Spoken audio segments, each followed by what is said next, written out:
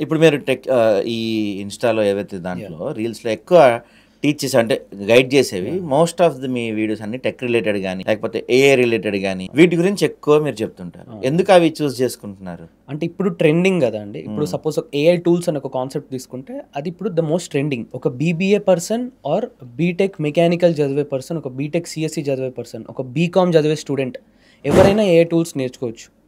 ఇప్పుడు ఒక బీకామ్ స్టూడెంట్‌కి కొన్ని ఏఐ టూల్స్ ఉంటాయి. వాళ్ళ పర్టిక్యులర్ ఫీల్డ్‌లో ఎలా యూజ్ చేసుకోవచ్చు అని. బీటెక్ వాళ్ళకి కొన్ని ఏఐ టూల్స్ ఉంటాయి. కొన్ని జనరలైజ్డ్ గూడా ఏఐ టూల్స్ ఉంటాయి. సో, అలా స్టూడెంట్స్‌కి చాలా ఏఐ టూల్స్ ఉంటాయి చెప్పడానికి. So, that's what I cover.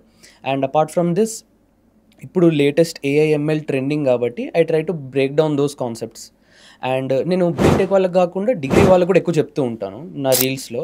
అంటే ఓకే. వాళ్ళు ఎలాంటి కోర్సెస్ చేయాలి. హ్మ్. ఎందుకంటే చాలామంది ఐవ్ సీన్ క్రియేటర్స్ ఎవరైతే వి నేను డిగ్రీ కాలేజ్ నుంచి వచ్చాను కాబట్టి నా ఫ్రెండ్స్ చాలామంది ఉన్నారు. బీకామ్, బీబీఏ, బీఏ ఆర్ట్స్ చదివిన వాళ్ళు. అంటే వాళ్ళకి కూడా ఎగ్జాక్ట్‌గా తెలీదు.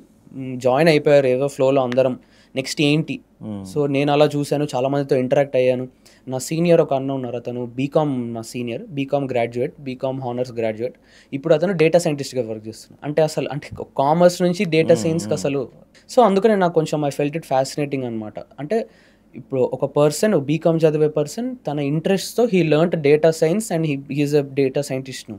ఓకే. సో, అలా ఐ వాంటెడ్ అంటే ఇంకా తెలియాలి స్టూడెంట్స్‌కి స్కోప్ ఏముంది. ఇప్పుడు మనం హ్మ్. ఒక డిగ్రీ జాయిన్ అవుతే ఆ డిగ్రీ వరకే we should not limit ourselves. ఎందుకంటే నాకు చాలామంది తెలుసు కంప్యూటర్ సైన్స్ బీటెక్ సీఎస్ఈ చేసి తర్వాత మార్కెటింగ్ మేనేజర్స్ అయ్యారు తర్వాత.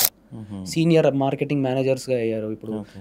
సో, అదే I wanted to explore that. అంటే స్టూడెంట్స్‌కి చెప్పాలి దట్ ఇప్పుడు సపోజ్ ఒక స్టూడెంట్ మెకానికల్ ఇంజినీరింగ్ జాయిన్ అయ్యాడు.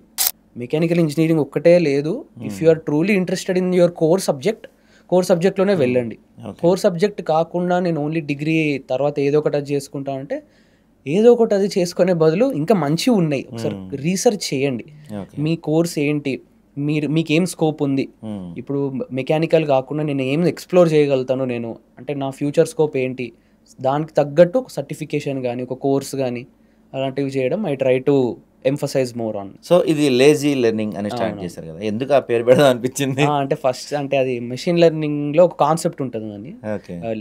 ఒక ఆల్గోరిథం ఉంటది. దాన్ని హ్మ్. లేజీ లెర్నింగ్ ఆల్గోరిథం అని గూడా అంటారు. హుహు. సో, నేను గూడా ఎలాగో లేజీ గాబట్టి ఏదో అలా కొంచెం పర్సనల్ ఇంక్లినేషన్‌తో లేజీ లెర్నింగ్ అని అలా పెట్టేసాను. ఓకే. యాహ్! హుహు.